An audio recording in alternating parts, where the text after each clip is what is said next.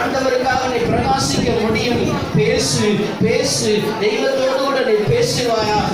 அவர் நல்லவர், என் இயேசு நல்லவர். உனக்காக சிலுவையில் அடிக்கப்பட்டவர், உனக்காக தன்னுடைய ஜீவனை அவர் வான வழியாக ஒப்பு கொடுத்தவர். அவர் ரத்தம் சிந்தின ஆண்டவர். அவர் உனக்காக காயப்பட்டார், உன்னுடைய அக்கிரமங்களுக்காக அவர் நொறுக்கப்பட்டார். அவர் நமக்கு சமாதானத்தை உண்டாக்கும் ஆக்கினை அவர் ஏற்றுக்கொண்டார். அன்பு தம்பி தங்கச்சி, ஆண்டவர் உன்னை ஆசீர்வதிக்க விரும்புகிறார். இயேசுவின் ரத்தம் சகல பாவங்களை நீக்கி சுத்திகரிக்கிறது.